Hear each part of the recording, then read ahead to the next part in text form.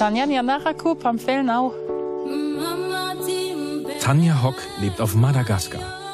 Als sie vor 12 Jahren auf die Insel im Indischen Ozean auswandert, wird die deutsche Hebamme mit unvorstellbarer Armut konfrontiert. Ich habe die Not gesehen und einfach gewusst, dass gerade im Bereich Hebammenhilfe so viel Not ist, dass es echt einen Unterschied macht, ob ich hier bin oder nicht. Ich bin hier einfach zu Hause. In Madagaskar leben über 90% der Menschen unter der Armutsgrenze. Extrem hoch ist die Zahl der Kinder und Mütter, die bei einer Geburt sterben. Als wir die Geburtshilfe hier aufgemacht haben, war klar, dass wir keine Frau und kein Kind sterben lassen aus finanziellen Gründen und uns wirklich da komplett reingeben und jeder Frau und jedem Kind einen guten Start ins Leben ermöglichen. Madagaskar, eines der ärmsten Länder der Welt. Jedes zweite Kind ist unterernährt. Die Infrastruktur eine Katastrophe. Die Menschen sind auf sich allein gestellt. Vor 8 Jahren gründet Tanja deshalb ihren Verein. Fährt mit einem Hebammenmobil dorthin, wo es sonst keine medizinische Hilfe gibt. Der Anfang von unserem Hebammenmobil war die Arbeit nachts in der Stadt mit den Obdachlosen. Und das ist für mich schon wirklich auch eine ganz, ganz wichtige Arbeit, die wir machen. Regelmäßig für die Leute da zu sein, für die sonst keiner da ist. Bei Tanja werden Mütter und Neugeborene kostenlos behandelt.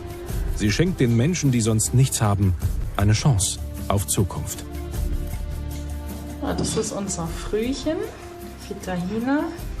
Er ist heute 10 Tage alt und ist geboren, als die Mama 33 Wochen und 3 Tage schwanger war mit ihm.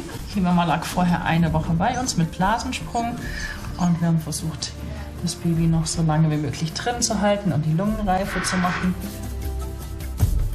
Zu sehen, dass eine Frau lebt, weil wir da waren, ist einfach ein überwältigendes Gefühl. Und für mich ist es einfach immer wieder wichtig zu sehen, dass es einen Unterschied macht. Seit Jahren bildet Tanja in Madagaskar auch Hebammen aus. Sie gibt ihr Können an junge Kolleginnen weiter, denen es an Erfahrung und Fachwissen fehlt. Hebammen haben ja in ihrer tagtäglichen Arbeit immer Leben in ihrer Hand. Und das ist uns total wichtig, dass wir dazu beitragen, dass die Hebammen gut ausgebildet sind und damit wirklich auch einen Tod verhindern können. Wir können von Tanja so viel lernen. Mir hat sie schon so viel beigebracht. Diese Drillinge feiern heute ihren 5. Geburtstag. Ihre Geburt war dramatisch.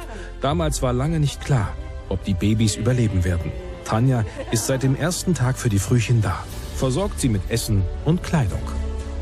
Vor 5 Jahren habe ich sie alle in einer Waagschale gehabt mit weniger als 6 Kilo.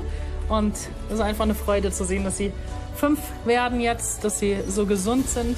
Und das Schöne an den 3 ist, sie heißen Glaube, Liebe, Hoffnung. Das ist Tanjas neues Projekt. Sie baut mit Spenden aus Deutschland ein Krankenhaus für eine ganze Region. Die alte Krankenstation war zu klein geworden. Das neue Hospital wird genügend Platz bieten und mit modernen medizinischen Geräten ausgestattet sein.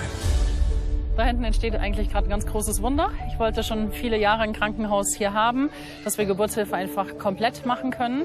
Und jetzt ist es soweit. Am 21. März dieses Jahr haben wir angefangen mit dem Spatenstich. Und das Dach kommt nächste Woche drauf. Und wir gehen schwer davon aus, dass wir bis Weihnachten mit allem komplett fertig sind.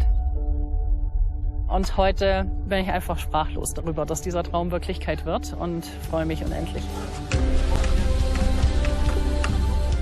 Ein Bauingenieur aus Deutschland unterstützt Tanja ehrenamtlich, ihren Traum in die Tat umzusetzen. Da fehlen einem fast die Worte, wenn man sieht, was sie hier für einen Einfluss hat. Alle Leute, die ich hier treffe, kennen Tanja, kennen das Projekt. Das ist schon mehr als lobenswert. Tanja gibt 35 Einheimischen Arbeit, Lohn und eine Zukunft. Ihr Team wird immer größer.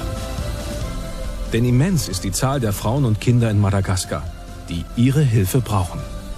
Letztes Jahr haben wir über 25.000 Behandlungen durchgeführt und dieses Jahr gehen wir stark auf die 30.000 zu. Das heißt, die Not nimmt nicht ab und unsere Arbeit ist mehr gefragt denn je.